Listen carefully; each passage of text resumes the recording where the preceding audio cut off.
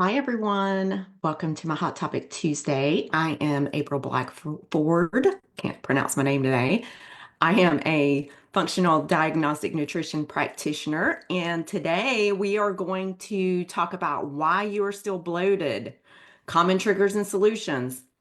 This is a topic that I literally hear probably 5 or 6 times a day. Bloat. Like, why am I bloated? I don't understand. What is your biggest symptom? Bloating. What is your biggest complaint? Bloating. So today we're going to actually touch on that. And surprisingly, there are a lot of simple solutions here. So with that being said, let's kind of dive right on in. The first question is, do you ever get so bloated that you start questioning if your pants shrunk? I've been there. Nope. That's usually your gut staging a protest. Or like, have you ever had to unbutton your jeans after a meal or felt like you swallowed a balloon? If so, this one's for you. And another sign, and I can attest to this one personally, and I've said this over and over again. Another indicator is you wake up with abs, and then by 5 p.m. you look like you're pregnant. That is bloat. So today I'm going to break down the real reasons you're bloated, including some that you might not even think about, kind of like gut infections. But don't worry, I'm going to give you simple solutions to fix this. So let's kind of jump right on in. The top bloating triggers and fixes, we're going to touch on those first. And no, the very first one is pretty simple, and it's very, very common, is you are eating too fast. Your garbage is not your garbage. Your stomach is not a garbage disposal. So slow down. You're eating too fast. Your stomach is like a food processor. And if you throw in huge chunks of food without breaking them down, then it struggles to process. And then things get clogged, aka bloating. So it's almost like a food processor. You try to shove too much food into the processor at once, then things are going to kind of get clogged up and not work right. The solution, first step is chew your food 20 to 30 times per bite. Yes, I know that sounds excessive, but your gut will thank you for it. The second thing would be put your fork down between bites. Eating is not a race, and something I tell my husband frequently, no one's going to take your food away. Like, it's not a race. Put your fork down, take a bite, put your fork down and chew it. Taste it, like savor the bite. And then lastly, try eating mindfully, like away from screens to help your digestive enzymes kick in properly. That's probably the one biggest thing is that most people do is we are not in this day and age, we are not mindfully eating. We're so busy being, distracted, multitasking that we don't actually mindfully eat. We don't sit down. We don't enjoy a meal. We don't take 10 minutes, so make it a point to set aside 10 minutes to, sit down and eat your meal. Cut screens, don't read, don't do anything, just actually sit and eat. The second indicator is that you have low stomach acid. Basically, like your gut's fire is burnt out. Think of stomach acid like gas in your car.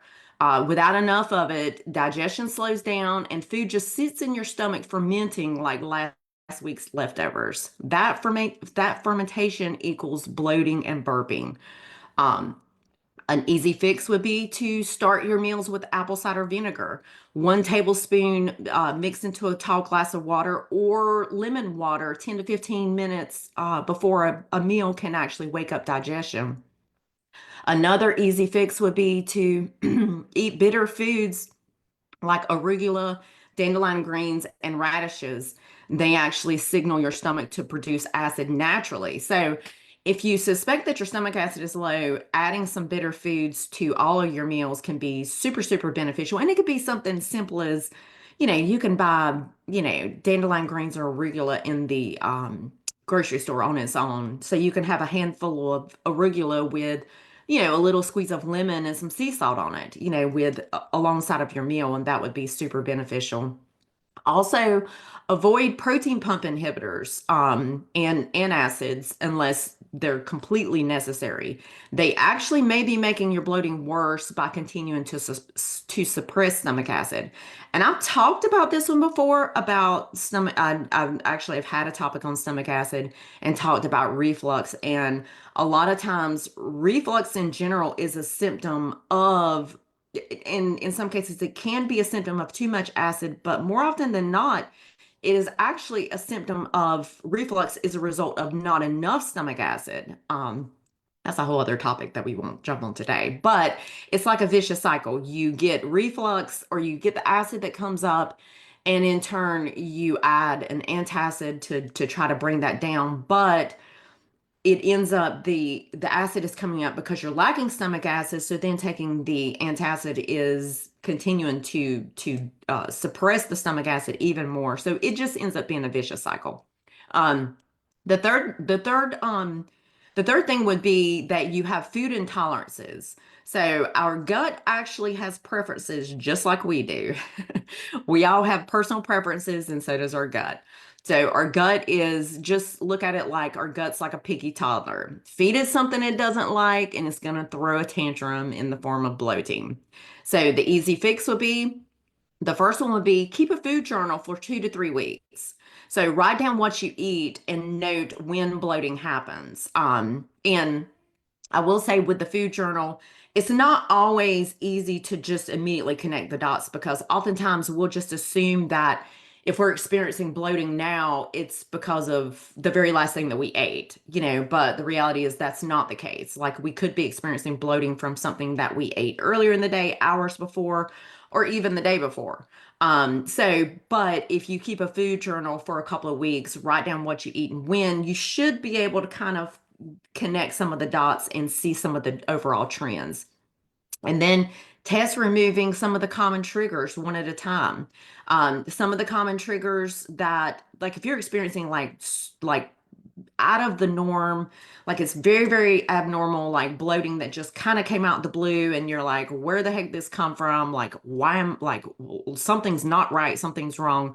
Um, an easy solution would be to remove some of the common, the big triggers, like dairy. Lactose intolerance is actually very common, or lactose is a common irritant for bloating in general. So you could try removing lactose or dairy and test and see how you feel. And then you could consider removing gluten. Gluten would be a good one to remove, especially if you have any type of IBS symptoms. And then also things like artificial sweeteners. And a lot of people don't realize that, like sugar alcohols, they actually ferment in the gut. So if you're already dealing with bloating, sometimes having those Quest bars or Built bars or things like that, those foods that seem to have the magic macros really don't have the magic macros, because there's usually a reason why. There's a chemical, there's an additive, there's a reason why the nutritional information appears to be too good to be true. Because if it appears to be too good to be true, it usually is. Um, and then the next thing would be that you may actually have unwanted guests in your gut, like gut pathogens. This is a big one. Most people don't think about. Like, we just assume that it's not going to affect us. We don't have it. You're doing all the right things, eating clean, managing stress, but yet you're still bloated. Like, something deeper could actually be going on, because if you are eating clean, you're handling stress like a boss, getting sleep, like all the, you have all the basics in line, and then you're still dealing with bloating. That's a clear indicator there's something deeper on another level going on. So, some of the common gut pathogens that can cause bloating that I see on a regular basis. The first one would be SIBO, which is small, that stands for small intestinal bacteria overgrowth. Now, this is when bacteria basically grows where it shouldn't, and so it gets overgrown within the small intestine, and then in turn, the bacteria, it starts to ferment the food too early, which in turn leads to bloating, gas, and discomfort. The next one would be H. pylori, and this one is actually a fairly common one, more than you would think. But H. pylori it's a sneaky bacteria that can reduce stomach acid, and in turn, that means that food will sit longer in the stomach and ferment. Um, The other one, the third one would be Candida overgrowth. We actually talked about this one last week. This is a yeast imbalance overgrowth that thrives on sugar and carbs, making you feel bloated and crave sugar even more. It's a vicious cycle. I've kind of dealt with this one personally, and it's the bloating can be real on this one. And then lastly, parasites. Yep, you might have unwanted guests in your gut. Some parasites can cause constant bloating, fatigue, and also even nutrient deficiencies. So there are, potential pathogens that could be present that could be contributing to your bloating. The fix would be get a GI map or a SIBO test. Testing's going to be the only way to know for sure what's lurking in your gut. And then once you get your results back, then you can look at an approach with antimicrobials under the guidance of a practitioner, of course. Things like berberine, oregano oil, garlic, they can actually help rebalance bacteria and yeast overgrowth. But again, I would not recommend doing that on your own. I'm in a couple of Facebook groups and I see a lot of people just willy-nilly taking oregano, just taking things because they don't feel good or they don't feel right. They know something's not right, but they have no idea what it is. And that's pretty much to me, that is like the analogy of taking a big handful of spaghetti and just throwing it at the wall and hoping some of it sticks, because you're just basically just praying and hoping. Um, so you can also avoid fermentable carbs like FODMAPs. So if you have SIBO, a diet that goes pretty well to it, that will actually pretty much reduce bloating almost immediately would be a low FODMAP diet. And that's only if SIBO is suspected. But note, I would not recommend staying on this diet for prolonged periods of time. It actually can have a negative impact on the microbiome in the gut. Um, we actually need the fiber and we need like the fiber, the FODMAPs. We end up reducing a lot of the veggies, and in turn, those can act as prebiotics for feeding the good bacteria in the gut. So I have seen some people who do a low FODMAP for a prolonged period of time, and it actually ends up causing more harm than good. So just don't think that that's the answer or the fix. And if you do try the low FODMAP diet, I would suggest only doing it for 2 to 3 weeks. And if your bloating subsides substantially, then you might want to dig a little bit deeper in the area of SIBO. Um, and then another culprit could be too much fiber in raw veggies.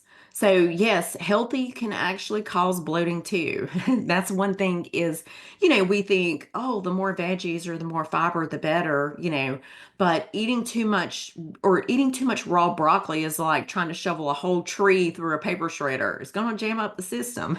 So the fix would be cook your veggies. Steaming, roasting, or sauteing actually breaks down the tough fibers, which makes them easier to digest. So if you find that raw veggies are problematic for you, then cook your vegetables. Cook your vegetables, and that actually makes them easier to digest. And introduce fiber gradually. Your gut needs time to adjust to an increase in fiber. Look at where you're averaging like currently and then gradually build from there. So from a fiber standpoint, a recommended range for say a female is 25 to 35 grams a day. Look at where you're averaging. If you're only averaging 10 grams of fiber, you don't want to jump up to 35 grams. You're going to be a bloated mess. You're going to be farting a lot. Like you are not going to feel good. So if you're say averaging 10 to 15 grams and you want to get up to 35 grams, then start out at, 5 grams more, for a week, and then increase another 5 grams the following week. But you want to make sure that you increase your water intake as well, because when you increase fiber, a whole lot, like too soon, it can cause a lot of bloating. And if you're constantly bloated from fiber, you may have dysbiosis present, which is basically an imbalance of the gut bacteria. So another culprit is that you're drinking too much water with your meals, and drinking too much water with your meals actually dilutes your digestive juices. So stomach acid is like dish soap. It breaks down food. So if you chug too much water while eating, it's like diluting your soap. So things don't get cleaned properly.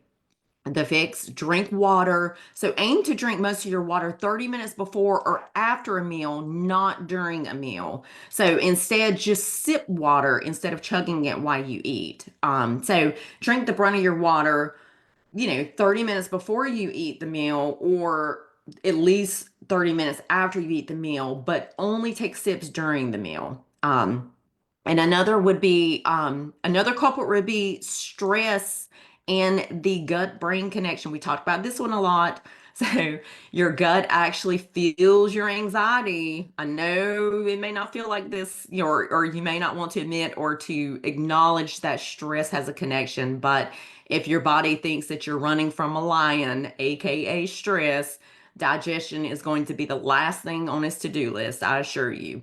Instead of breaking down food, your gut's going to lock everything up, which in turn is going to lead to bloating and discomfort. The fix for that is when you start to feel stressed or have anxiety, take 5 deep breaths before eating to activate your parasympathetic rest and digest mode. Like our digestion, we are going to be in an optimal place to digest food when we are more in a parasympathetic mode rather than a sympathetic mode. Hence the mindful eating. Like we want to be more in a rest and digest state. Um, so take the 5 deep breaths before eating. Eat in a calm environment, not at your desk, not scrolling emails, not looking at your phone.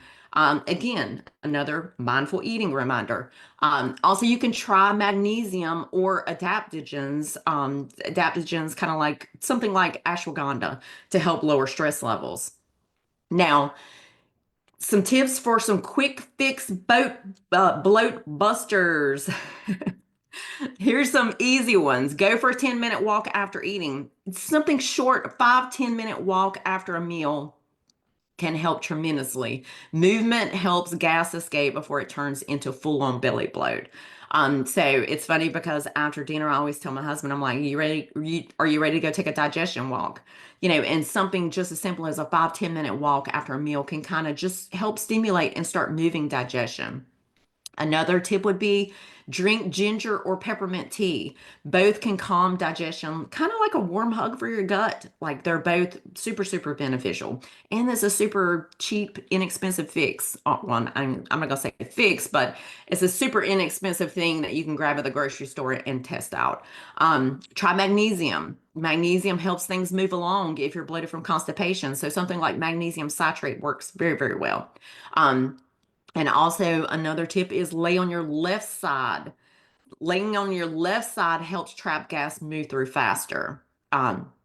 So your bloat-free action plan, first thing, slow down and chew your food like you mean it. Support your stomach acid and digestion. Identify and remove any food triggers. Test for gut pathogens if bloating is persistent and is just not going away despite your efforts. Cook your fiber-rich foods when needed. So if you find that you don't tolerate the raw stuff, cook all your foods. Don't eat any raw veggies. Manage stress so that your gut can actually do its job. And lastly, move your body and test out some of the natural bloat remedies. For those of y'all watching, I have to ask, what's the worst bloating experience you've ever had? Um, I'm gonna say mine, which this is bloating, but this is also kind of related to it's I guess it's constipation kind of bloat kind of goes hand in hand. But I once took a trip with my husband. It was an anniversary trip. It was our 10-year anniversary trip. And we went back to the place that we honeymooned to, and I didn't poop for close to 9 days. And that was just a nightmare. It was just absolutely horrible. So imagine the bloat that was going along with that. That was pretty significant. But anyway, so that's my story. If you feel like your gut is constantly at war with you, don't ignore it. Start paying attention to these triggers and your belly will thank you. And if you need deeper gut health, shoot me a message and let's chat on the next steps. Until then, I will see y'all next week.